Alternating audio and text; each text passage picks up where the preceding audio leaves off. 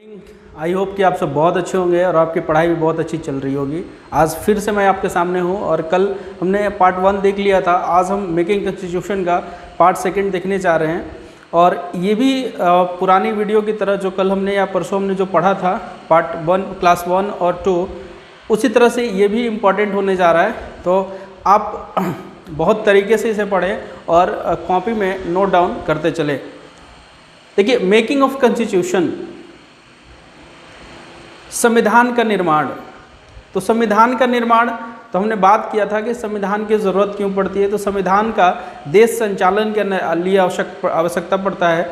और संविधान क्या होता है, तो ये लिखित एक दस्तावेज है जिसमें रूल्स और रेगुलेशन दिए गए हैं।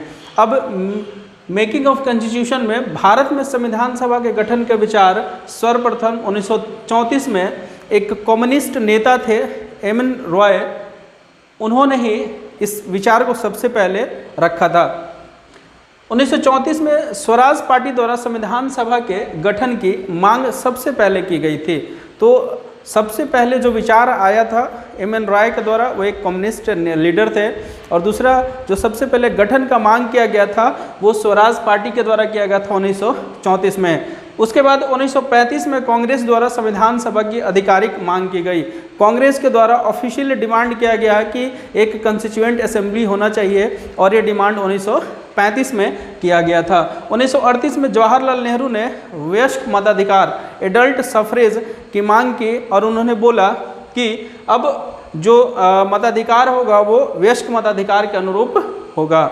इसकी डिमांड कब की गई? 1938 में। नेक्स्ट, ब्रिटिश सरकार ने मांग को स्वीकार किया। देखिए, हुआ ये कि 1934, 35, 38 तक हम लोग पहुँचे और हम लोग डिमांड कर रहे थे कि हमारे पास एक खुद का कॉन्स्टिट्यूएंट असेंबली होना चाहिए जो खुद का संविधान का निर्माण करेगा। और इसकी डिमांड हम किससे कर रहे थे? तो ब्रिटिश सरकार से कर रहे थे। ब्रिटिश सरकार फाइनली 1940 में मान जाती है और ब्रिटिश सरकार ने जो संविधान का डिमांड था, कॉन्स्टिट्यूएंट असेंबली का डिमांड था, उस डिमांड को स्वीकार कर लेती है। और ये एक्चुअल में डिमांड किया गया था, डिमांड स्वीकार अगस्त में किया गया था, अगस्त 1940 में। तो इसीलिए इसे अगस्त प्रस्ताव के नाम से भी जाना जाता है। उसके बाद सबसे पहले 1942 में ब्रिटिश सरकार भारत भेजती है एक अपने कमेटी बना करके, जिसका अध्यक्ष थे क्रिप्स, इसीलिए इसका नाम दिया गया था क्रिप्स मिशन। और इसके अध्यक्ष भी यही थे। ये भेजा गया था ब्रिटिश सरकार के द्वारा। जब ये भारत में आई थी तो इसने जब कॉन्स्टिट्यूएंट असेंबली बनाने, संविधान सभा के गठन की बात कही तो मुस्लिम लीग ने इसका विरोध कर दिया था और इसे अस्वीकार कर दिया। उसके बाद संविधान सभा का गठन की बात आती है। तो संविधान सभा का गठन की शुरुआत होती है 1946 में, जब 3 सदस्यीय कैबिनेट भारत में आते हैं। इसमें जो शामिल थे सर स्टैटफोर्ड क्रिप्स थे, लॉर्ड पैथिंग लॉरेंस थे, एवी अलेक्जेंडर थे। और जब ये तीनों 3 सदस्यीय कैबिनेट भारत आते हैं तो इनके मांग को, इनके डिमांड को हमारे द्वारा स्वीकार कर लिया जाता है और एक संविधान सभा गठन की बात कही गई। अब भारत में ये होने लगा कि भारत में एक संविधान सभा होगा जो अपना खुद का कॉन्स्टिट्यूशन बनाने के लिए कॉन्स्टिट्यूशन का निर्माण करेगा, कॉन्स्टिट्यूशन तैयार करेगा। अब देखिए, संविधान सभा जब बनेगा तो जाहिर सी बात है मेंबर्स होंगे, क्योंकि मेंबर्स ही तो अपने पक्षों की बात करेंगे। तो बोला गया कि कुल सीटें कितनी होंगी? 389 होंगी। 3 सीटों का विभाजन इस प्रकार से किया गया था। प्रत्यक्ष शासन प्रांत से 296 लोग थे, प्रत्यक्ष शासन प्रांत से 296 लोग थे, देसी रियासत से 93 लोग थे और चीफ कमिश्नर से 4 लोग थे। अब देखिए, सीटों का विभाजन माना गया था कि 10 लाख जनसंख्या पर एक सीट का आवंटन किया जाएगा, विभाजन किया जाएगा। तो आपसे प्रश्न पूछ सकता है कि एक सीट बराबर कितने जनसंख्या की बात कही गई थी? तो एक सीट बराबर 10 लाख जनसंख्या, ठीक है। लेकिन ये बाद में देसी रियासतों में डिस्प्यूट हुआ। इन लोग सोचने लगे कि हम आज़ाद ही रहेंगे। इसी तरह से प्रत्यक्ष शासन प्रांत वाले भी बहुत से लोग इसमें शामिल नहीं हुए। तो फाइनली जो मेंबर बच गए थे वो 299 मेंबर बच गए थे इसके।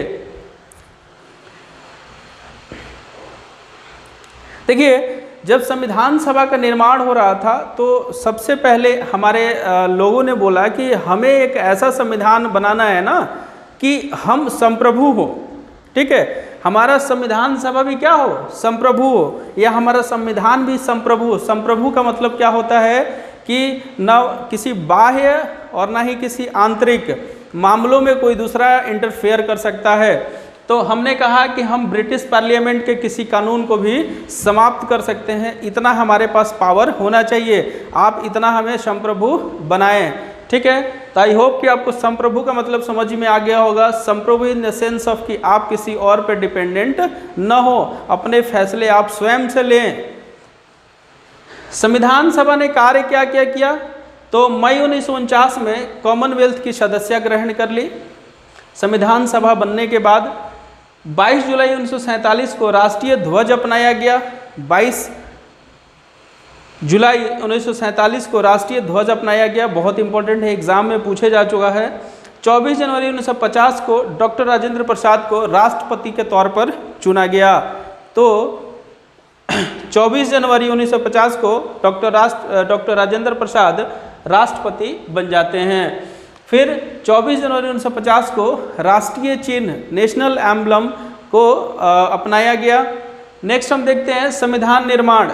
जो संविधान का निर्माण हुआ था उसमें पूरा समय कितना लगा था, तो हम इतना कल हमने डिस्कस कर लिया था कि संविधान निर्माण में जब संविधान की बात चल रही थी तो सबसे पहले हम लोगों ने लगभग 60 देशों को ऑब्जर्व किया था, 60 देशों को हमने देखा था, उसी के बाद हमने संविधान निर्माण करना शुरू किया था। तो संविधान निर्माण में जो समय लगा था 2 साल 11 महीना 18 दिन का समय लगा था। बैठकें इसमें हुई थी, 11 बैठक हुआ था और टोटल जो खर्चा हुआ था वो 64 लाख का खर्चा हुआ था। संविधान सभा अस्थाई अध्यक्ष बनाया गया था संविधान सभा के डॉक्टर राजेंद्र प्रसाद को, अस्थाई अध्यक्ष सच्चिदानंद सिन्हा को, उपाध्यक्ष बनाया गया था HC मुखर्जी को और संवैधानिक सलाहकार बनाया गया था BN राव को। नेक्स्ट, समितियां एवं उसके अध्यक्ष, तो हमने उन्हीं समितियों को लिया है जहां से आपके JSSC के एग्जाम में सीधे सीधे पूछे जा सकते हैं, ठीक है। तो देखिए, संघ शक्ति समिति के अध्यक्ष कौन है, जवाहरलाल नेहरू। संघीय संविधान समिति के अध्यक्ष कौन है, जवाहरलाल नेहरू। प्रांतीय संविधान समिति का अध्यक्ष कौन है, सरदार वल्लभ भाई पटेल। प्रारूप समिति का अध्यक्ष कौन है, डॉक्टर BR अम्बेडकर। और सबसे इम्पॉर्टेंट यही है प्रारूप समिति, इसमें ये एक अलग से समिति थी जिसमें टोटल 7 सदस्य थे और 7 सदस्यों में एक यही BR अम्बेडकर इसके अध्यक्ष थे। तो आपसे प्रश्न 2-3 तरीके से पूछा जा सकता है कि प्रारूप समिति के अध्यक्ष के रूप में BR अम्बेडकर थे, इनके अलावा कितने और सदस्य थे, तो इनके अलावा 6 सदस्य और थे, ठीक है। नेक्स्ट, संचालन समिति के अध्यक्ष डॉक्टर राजेंद्र प्रसाद थे। आई होप कि आपको यहाँ तक क्लियर हो गया होगा।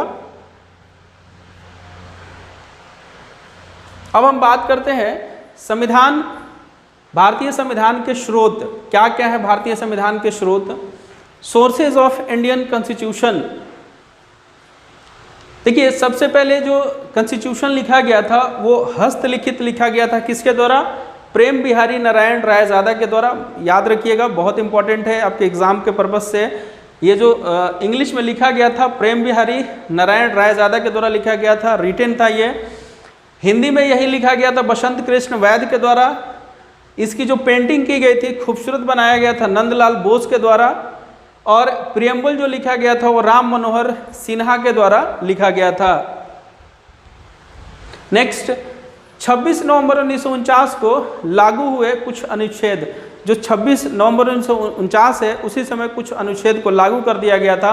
आपसे प्रश्न में पूछा जा सकता है, तो ये अनुच्छेद निम्नलिखित हैं 5, 6, 7, 8, 9, 60, 324, 366, 367, 397, 380, 388, 391, 392, 393। आगे चल करके हम प्रत्येक एक एक अनुच्छेद को डिस्कस करेंगे जो भी हमारे एग्जाम के पर्पज से इम्पोर्टेंट होगा। नागरिकता, सिटीजनशिप इसी समय लागू कर दिया गया था।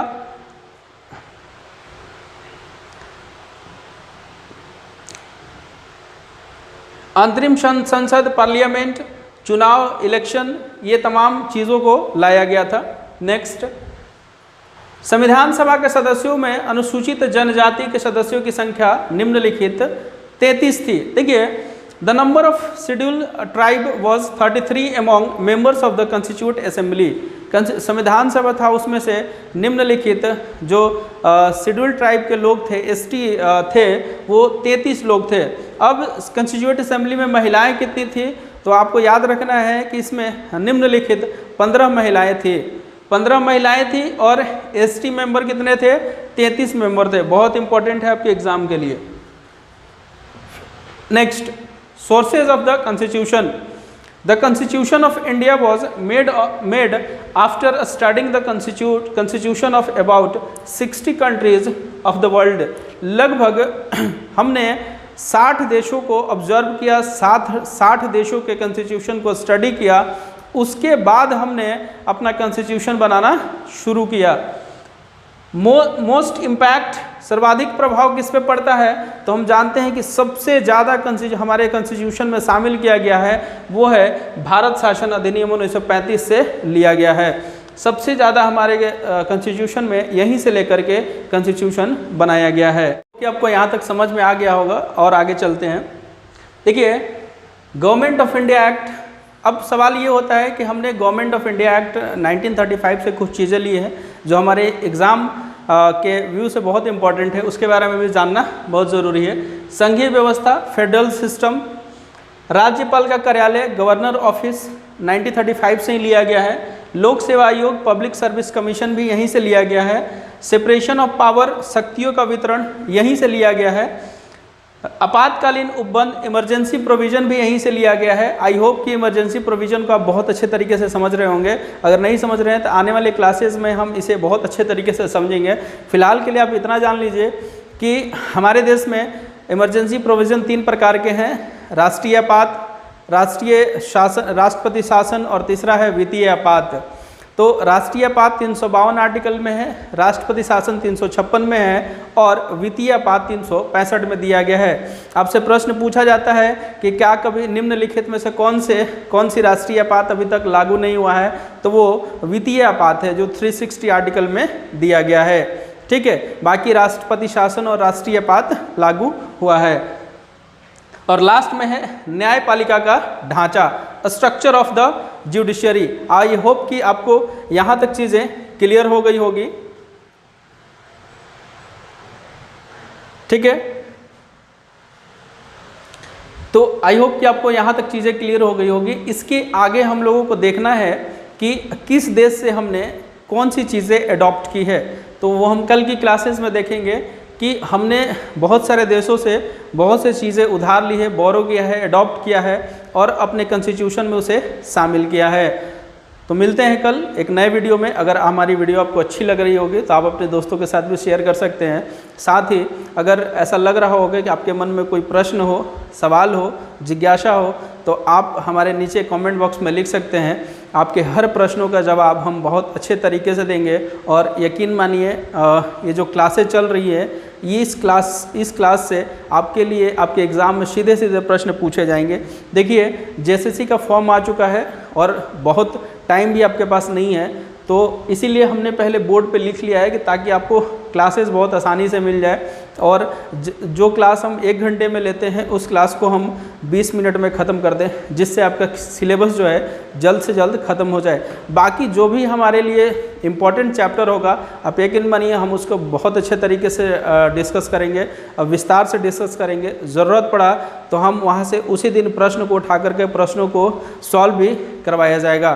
फ़िलहाल इन जो भी चैप्टर्स हो रहे हैं उसके एक एक चैप्टर्स करके आपके प्रश्न भी आपसे सॉल्व करवाया जाएगा MCQs के माध्यम से, और लाइव वीडियो के माध्यम से भी आपसे हम कांटेक्ट करेंगे। तब तक के लिए अपना ख्याल रखिए, मिलते हैं नेक्स्ट वीडियो में। Tata bye bye.